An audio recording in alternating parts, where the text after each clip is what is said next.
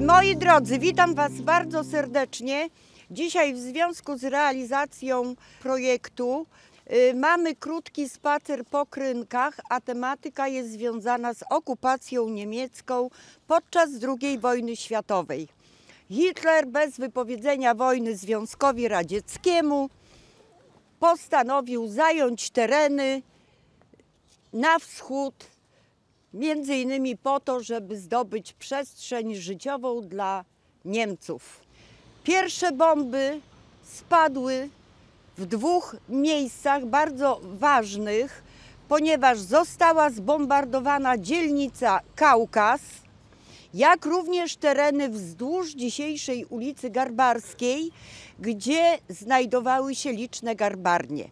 Z relacji mieszkańców tutaj Krynek wynika, że zanim dokonywano bombardowań miasta, najpierw na niebie pojawiał się taki samolot. Bardzo charakterystyczny o dwóch kadłubach. Był to niemiecki samolot rozpoznawczy, zwany latającym okiem. Między innymi właśnie jego zadaniem było rozpoznanie terenu i ewentualnie przekazanie informacji, które miejsca należy bombardować. Tutaj mamy zdjęcie lotnicze, być może właśnie wykonane przez taki samolot, pokazujący właśnie te tereny, które zostały w pierwszej kolejności zbombardowane. Tu mamy ulicę dzisiejszą Sokólską i Kościelną. I pomiędzy tymi ulicami właśnie rozciągała się dzielnica żydowska Kaukaz. Pierwsze bomby właśnie spadły na tą dzielnicę. Widzicie tutaj takie białe plamy? Tak. To są leje po bombach. Były też rzucane bomby zapalające, ponieważ zabudowę tej dzielnicy stanowiły głównie drewniane budynki, często kryte słomą. Więc kiedy te bomby spadły, wiele budynków stanęło w ogniu i strażacy, nawet kryńscy, którzy tutaj była jednostka OSP, w zasadzie wtedy to była Kryńska Ochotnicza Straż Ogniowa, próbowała gasić, ale niestety temperatura była tak wysoka i ogień był tak duży, że się tego nie dało zrobić. Dlatego też, zobaczcie, spłonęła praktycznie i została zniszczona cała dzielnica zwana Kaukazem. Tu mam zdjęcie, właśnie widok na ulicę Kaukaz, na dzielnicę Kaukaz, zrobione mniej więcej z tego miejsca, gdzie dziś jest na Sokólskiej ulicy sklep budowlany. Kojarzycie, prawda? Tak, i mniej więcej z tego miejsca. A więc tu widzimy kościół Świętej Anny, który nie był naruszony. Natomiast tutaj właśnie te budynki mniej więcej stały tutaj, gdzie dzisiaj sklep budowlany. A więc wszystko było w ruinie. Drugim miejscem, gdzie spadły bomby, to rejon dzisiejszej ulicy Garbarskiej, ale poniżej. Jak wiecie, gdzie jest Urząd Miasta i Gminy, więc od tego miejsca w stronę rzeki, ponieważ po jednej i po drugiej stronie były już zakłady garbarskie i tu też spadły właśnie bomby. Wtedy podczas tych nalotów został zniszczony budynek poczty, duży piętrowy murowany budynek, który stał obok ruin dzisiejszych Wielkiej Synagogi. Został też zniszczony urząd gminy, który stał na ulicy dzisiejszej Wojska Polskiego, bo przed wojną Urząd Miasta i Urząd Gminy to były dwie oddzielne instytucje mieszczące się w dwóch budynkach w różnych miejscach Krynek. Nawet przed wojną dzisiejsza ulica Wojska Polskiego nosiła nazwę Gminna, właśnie dlatego, że tam stał budynek. Wtedy też został uszkodzony budynek jeszcze jednej burznicy, o którym pewnie nawet nie wiecie, który znajdował się przy Wielkiej Synagodze. No dzisiaj to są tylko ruiny. Tam się mieściła szkoła hasycka, a który się nazywał Beit Tefila Chaya Adam. I właśnie ten budynek został uszkodzony, po wojnie został rozebrany. Była to parterowa, murowana burznica właśnie z wyższą szkołą religijną. Tu jeszcze mam jedno zdjęcie, widok od strony dzisiejszego ośrodka sportu i rekreacji na właśnie dzielnicę Kaukaz. Tu widać w tym miejscu duży pusty teren, prawda? Tu ulica Kościelna z budynkami, których dzisiaj nie ma, bo dzisiaj w tym miejscu stoją jednorodzinne domy. Natomiast właśnie ulica Kościelna była przed wojną taką bardzo wielkomiejską, dlatego że właśnie w zasadzie do mostu stały murowane, często piętrowe budynki. Natomiast tutaj właśnie duża, pusta powierzchnia po dzielnicy Kaukaz. To zdjęcie też jest o tyle ciekawe, już jakie tutaj mam. Na pierwszym planie widzicie basen kąpielowy, prawda?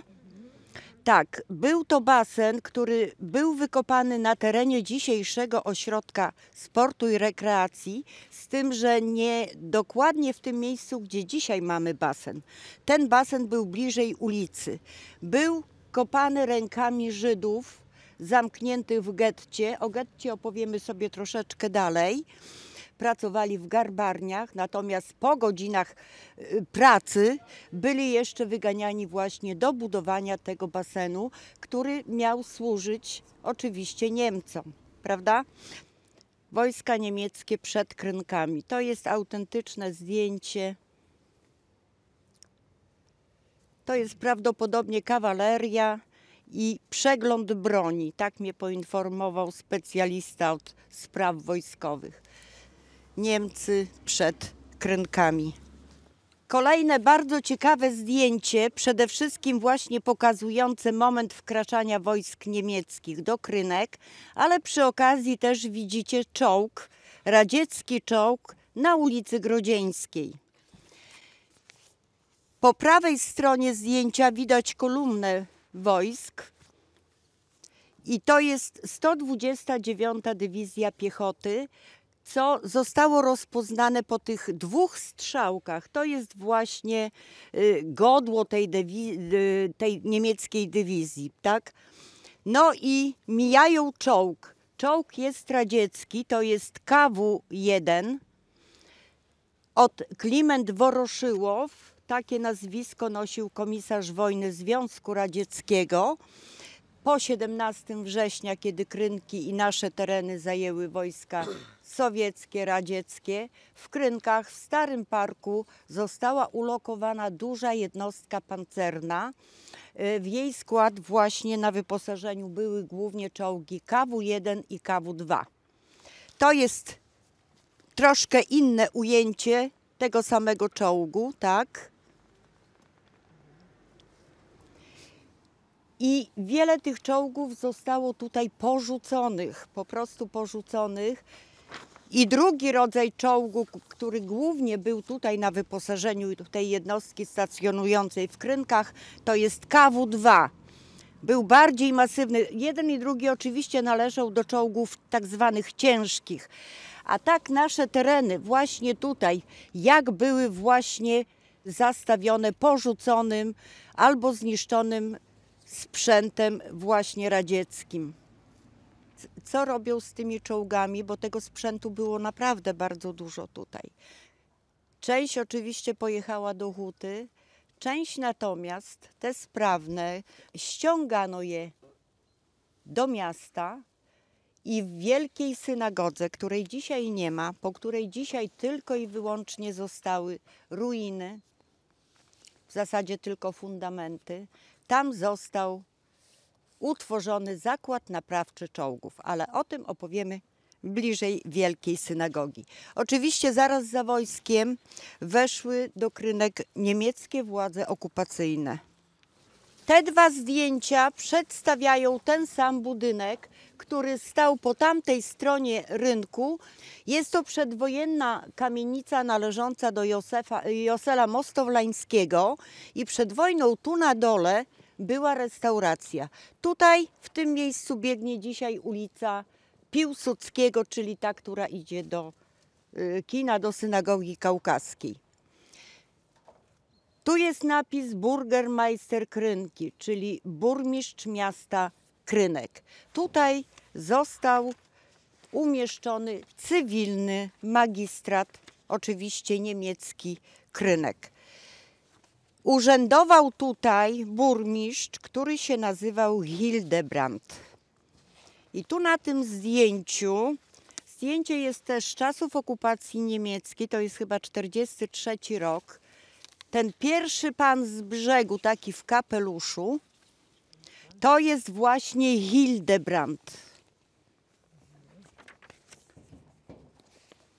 Tu są też i inni przedstawiciele władz okupacyjnych, tak? Jest Reuss, dowódca żandarmerii w Krynkach, znany był z wielkiego okrucieństwa w stosunku do ludności. I tu stoi Wsiewołod Ansimowicz, zwany popularnie w Krynkach jeszcze po wojnie dziadzią Wałodzią. Nie wiem, pewnie z tego starszego pokolenia już nikogo nie ma, więc nie pamiętają. On był komendantem Straży Pożarnej właśnie w Krynkach w okresie okupacji niemieckiej. Z prawej to jest właśnie żołnierz w mundurze niemieckim. Z tych właśnie schodów były ogłoszone pierwsze komunikaty władz niemieckich dla ludności. Ludność została zgoniona tutaj przed ten budynek i między innymi wtedy zostało ogłoszone, że obowiązkowe zaciemnienie okien musiało być po zmierzchu, jak również szereg kar za różne przewinienia, no a najgorszym to chyba było złapanie na kradzieży, bo wtedy była po prostu kula w łeb na miejscu. W krótkim też czasie zostało wydanych szereg nakazów, zakazów dla ludności żydowskiej, bo zapewne wiecie, że przed wojną praktycznie 3/4 ludności Krynek stanowiła ludność żydowska, prawda? W bardzo krótkim czasie ludność żydowska musiała nosić oznaczenia. Musiały być osoby te oznaczone poprzez noszenie gwiazdy Dawida z tyłu na plecach i na jednej stronie właśnie z przodu. I tu mamy też piękne zdjęcie, bardzo dokumentujące tamten stan rzeczy. Z 1943 roku, grupa Żydów prowadzona jest z getta w kierunku dzisiejszej ulicy Bema i przyjrzyjcie się uważnie. Właśnie gwiazdy są widoczne na plecach, prawda? W momencie, kiedy Żyd mijał Niemców, musiał ustąpić oczywiście miejsca na chodniku, ale też zdjąć czapkę. Jeśli tego nie zrobił, mógł zginąć na miejscu. I były takie przypadki właśnie w Krynkach, gdzie ludność żydowska po prostu ginęła na ulicach tylko dlatego, że nie zdążyła na przykład zdjąć czapki. Też to zdjęcie o tyle jest ciekawe, bo pokazuje też fragment zabudowy miasta, której dzisiaj nie ma. To jest dokładnie ta strona, gdzie mamy dzisiaj te bloki stojące po przeciwnej stronie rynku. Te kamienice Niemcy wysadzili, uciekając w lipcu 1944 roku z Krynek. Oczywiście, kiedy Niemcy już tutaj byli, nieodzownym elementem wielu miast była wielka, potężna mapa i tu właśnie widzimy, to jest fragment miasta. W tym miejscu biegnie dzisiaj ulica Bema, przed wojną ulica Piłsudskiego. Tutaj są te budynki, które stoją po drugiej stronie rynku.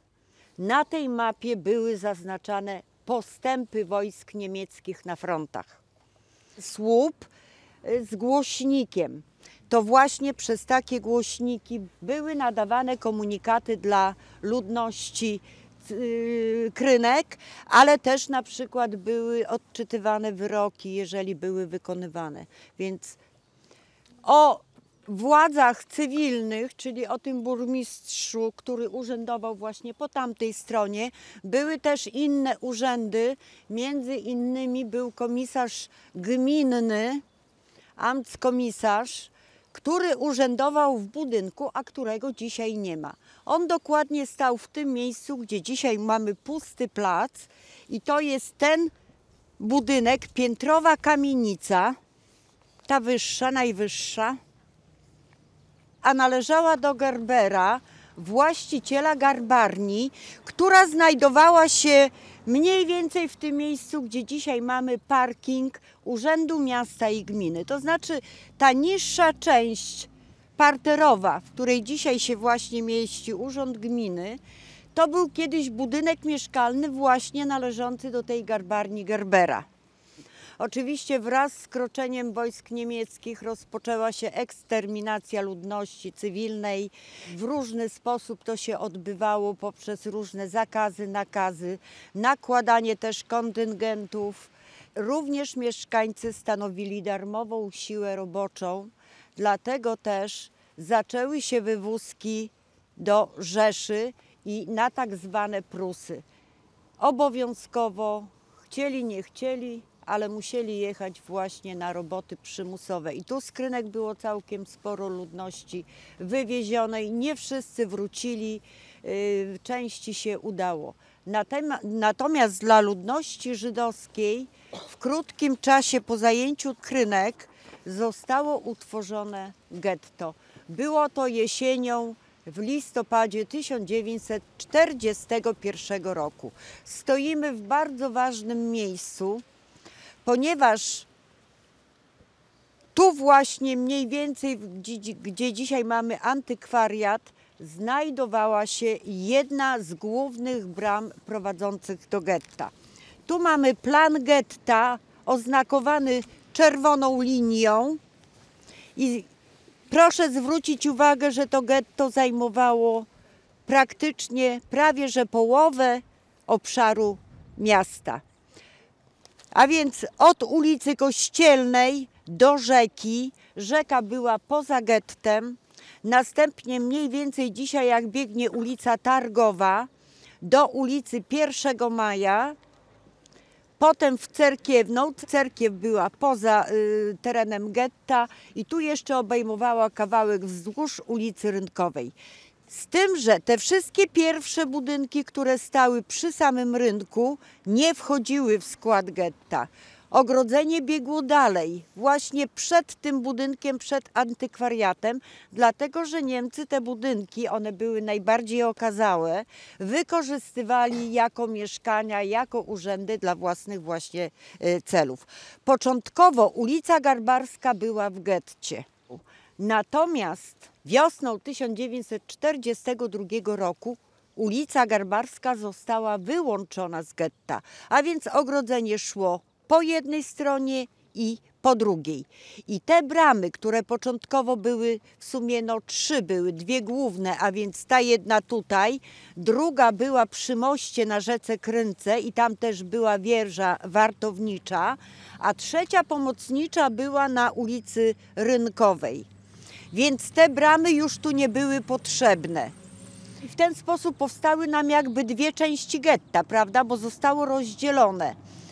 Z tym, że żydowski taki organ, który służył do kontaktów ludności żydowskiej z władzami niemieckimi, czyli Judenrat, wywalczył tyle, że zbudowano drewnianą kładkę ponad ulicą Garbarską. Tutaj jest właśnie ona zaznaczona, ta kładka. Nie, akurat na czarno, tak. Ale pokażę wam te zdjęcie właśnie lotnicze. To jest powiększenie fragmentu z tamtego zdjęcia. I tutaj właśnie, w tym miejscu, proszę bardzo, jeszcze widoczna jest kładka. Ale jak się dobrze przyjrzeć tym właśnie zdjęciom, to widać jeszcze fragmenty ogrodzenia, którego nie zdążono jeszcze rozebrać. Przystąpiono do budowy tego getta jesienią 1942 roku i tak naprawdę ogrodzenie było budowane rękami Żydów. Był to płot wysokości 2,5 metra. U góry oczywiście szły druty kolczaste, z tym, że u nas był drewniany płot, w innych miastach były murowane, u nas był drewniany płot, ale robiony na zakładkę, czyli w ten sposób. Chodziło o to, żeby po prostu nic nie było widać, ani szczególnie z zewnątrz, co się dzieje właśnie wewnątrz. Getto istniało przez rok. w listopadzie 1942 roku Niemcy przystąpili do likwidacji getta. Pod dwie bramy, które już w tym momencie zostały przeniesione, zostały zmienione, bo znajdowały się w rejonie właśnie tej kładki. W tym momencie, kiedy jest ta kładka nad tą częścią niezwiązaną z gettem, było to bardzo niebezpieczne miejsce, a w zasadzie mogące służyć do ucieczki, bo wystarczyło na przykład z tej kładki zeskoczyć, nie wiem, na przejeżdżającą furmankę, prawda? I można było w ten sposób uciec z tego getta. Dlatego te dwie bramy były właśnie w rejonie dzisiejszego Urzędu Miasta i Gminy. Oczywiście życie w getcie było tragiczne, brakowało jedzenia, liczne choroby powodujące bardzo dużą śmiertelność, ale także częste egzekucje na terenie getta. Między innymi takie bardzo tragiczne wydarzenie zwane Krwawą Paschą w 1942 roku, kiedy oddział Wehrmachtu jadący na front wschodni zatrzymał się w Krynkach, otworzono bramy getta, no i ci żołnierze robili co chcieli. Wtedy zginęło kilkadziesiąt osób. Początkowo były one pochowane koło tej burznicy na ulicy Czystej, tej piętrowej, murowanej z cegły.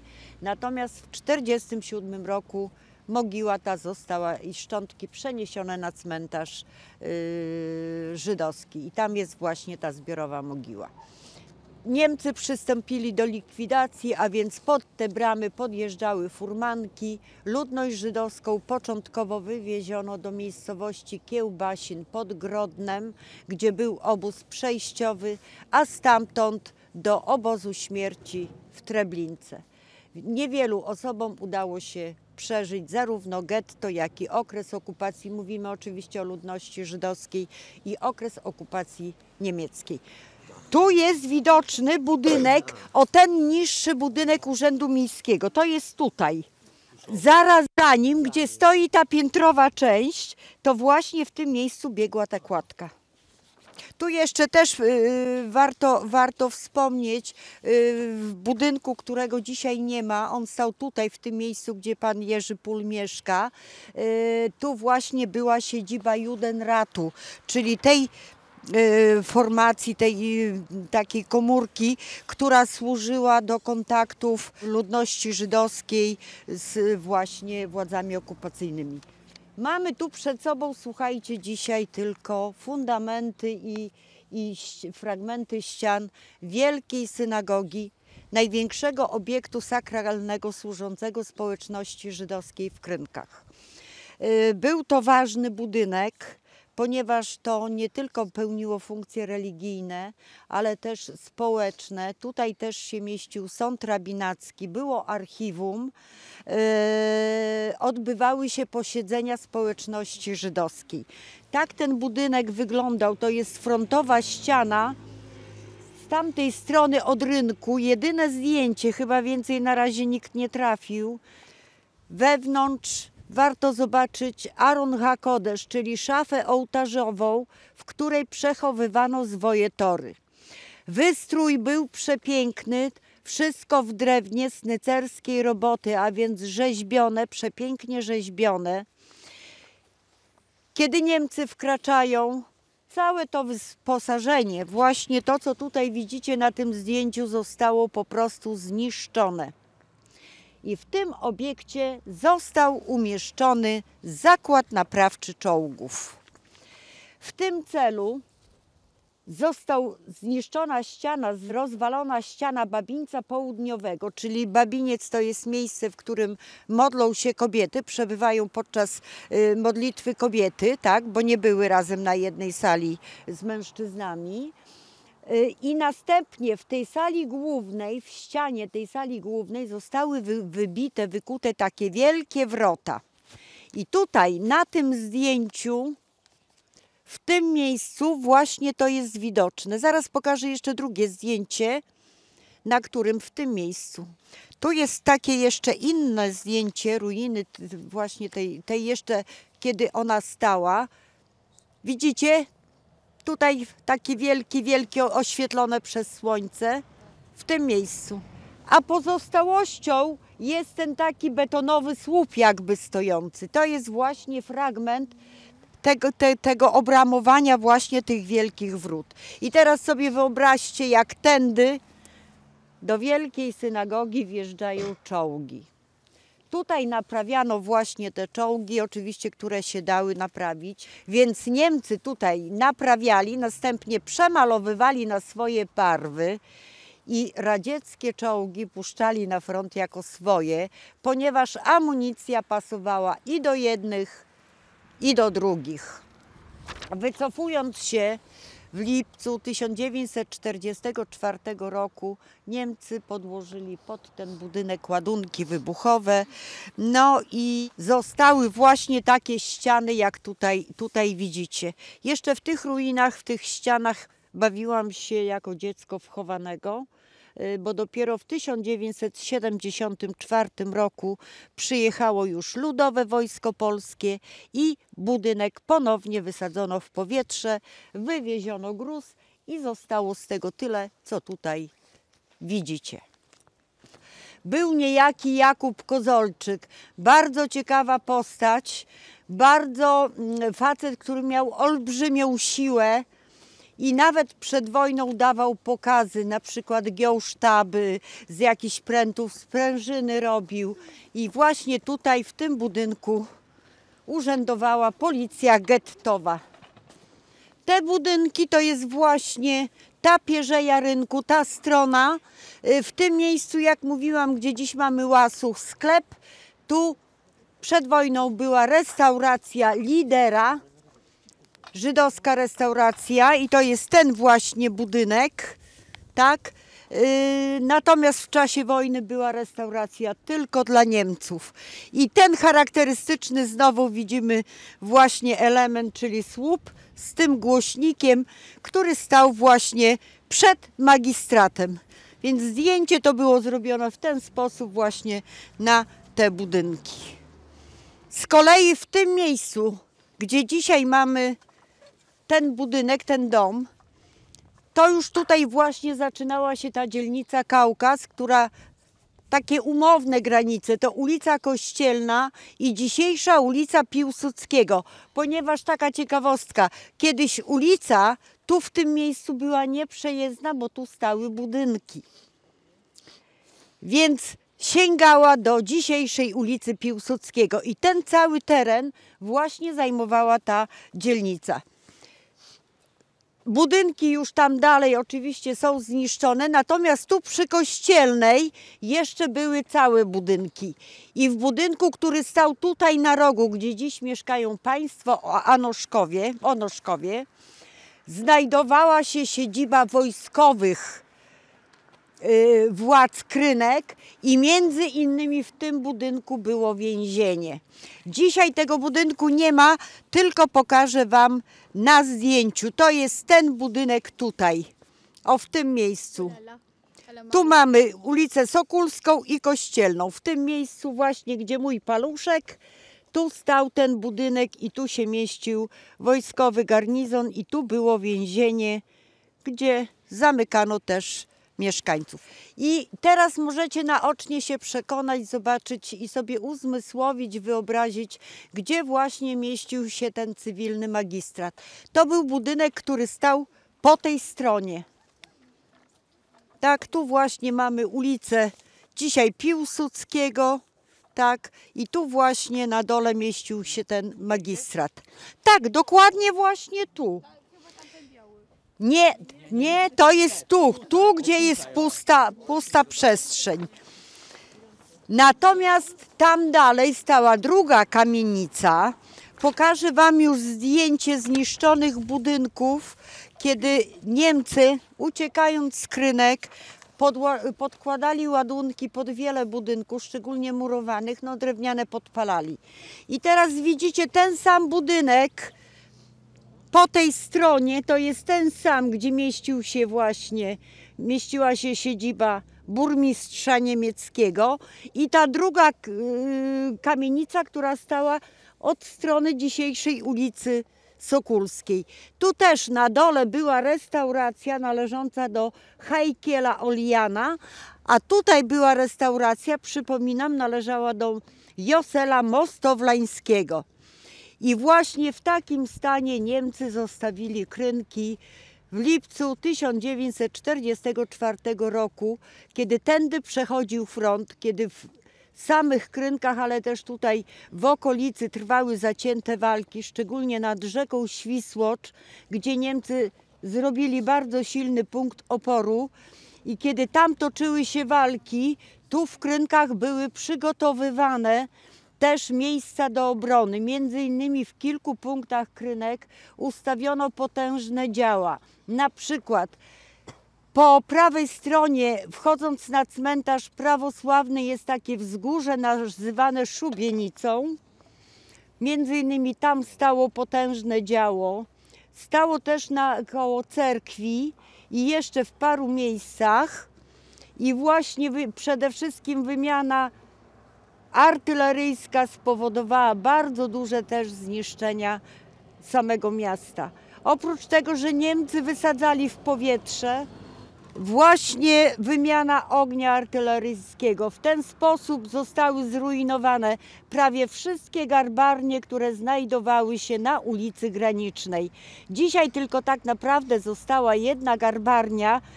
Budynek ocalał właśnie po przejściu frontu i po wojnie tam była utworzona po prostu garbarnia państwowa, prawda? Tu jeszcze jedno zdjęcie właśnie z zrujnowanych Krynek. Więc trudno dzisiaj nawet sobie wyobrazić, że Krynki przed wojną wyglądały całkiem inaczej niż wyglądają dzisiaj. Ponieważ określa się, szacuje się, że 3/4 zabudowy miasta uległo zniszczeniu, albo też budynki na tyle były uszkodzone, że po wojnie je po prostu rozebrano, bo zagrażały bezpieczeństwu. I dzisiaj mamy ciche, spokojne miasteczko w porównaniu do tego bardzo ożywionego, wielonarodowościowego, wielojęzykowego miasta, którym były Krynki przed wojną. Dziękuję bardzo.